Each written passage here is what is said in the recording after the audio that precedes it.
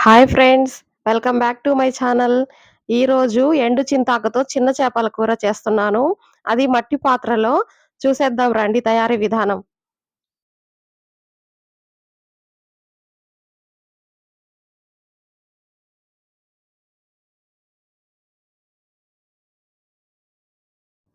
ముందుగా ఒక 100 గ్రాములు ఎండు చింతాకు తీసుకొని మిక్సీకి మెత్తగా పౌడర్ లాగా వేసుకోవాలి.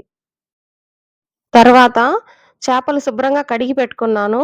అవి ఆ గిన్నెలో వేసుకోవాలి.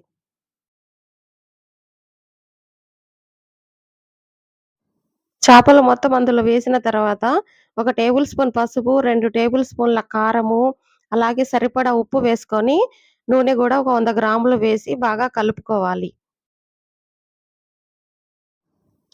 అలాగే ఒక ఎర్రగడ్డ, ఒక టమోటా సన్నగా తరిగి వేసుకొని 100 గ్రాములు చింతాకు పొడి వేసుకున్నాం కదా! అది మొత్తం అందులో వేసి బాగా కలుపుకోవాలి.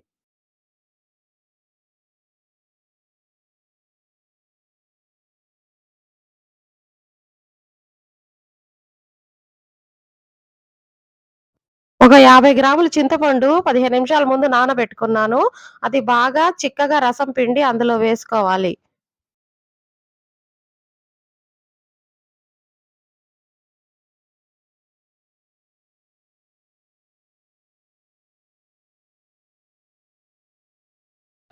చింతపండు రసం వేసి కలుపుకున్న తర్వాత ఒక సగం గ్లాసు నీళ్లు వేసి బాగా కలుపుకోవాలి.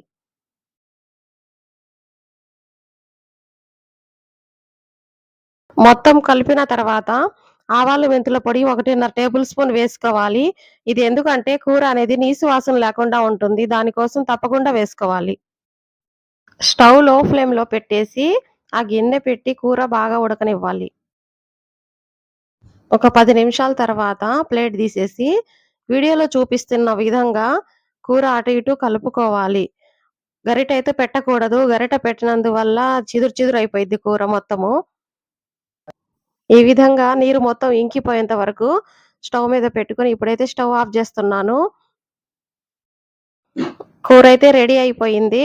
కొంచెం చల్లారిన తర్వాత గిన్నెలో తీస్తున్నాను.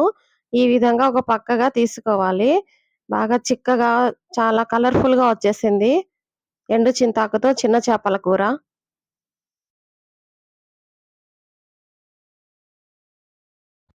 రెడీ అయిపోయిందండి. కూర అయితే సింపుల్. ఈ విధంగా చేసుకొని తినండి. బాలింతలకైతే ఈ కూర చాలా మంచిది. ఈ చిన్న చేపల కోసం చాలా మందికైతే దొరకవు. దొరికితే మాత్రం తప్పకుండా బాలింతలకు వేయండి. చాలా మంచిది. ముందుగా నేనైతే వేసుకొని తింటున్నాను. కూర ఎలా ఉందో చెప్తాను. మీరు గూడా వినండి. బాగా చిక్కగా వండాను. నీరు కొంచెం గూడా ఉండగూడదు. నీరు మొత్తం ఎండినట్టు వండేయాలి కూర. బాగా వేడి వేడి అన్నం వేసుకొని, ఎండు చింతాకుతో చిన్న చేపల కూర అద్భుతంగా ఉండిద్దండి.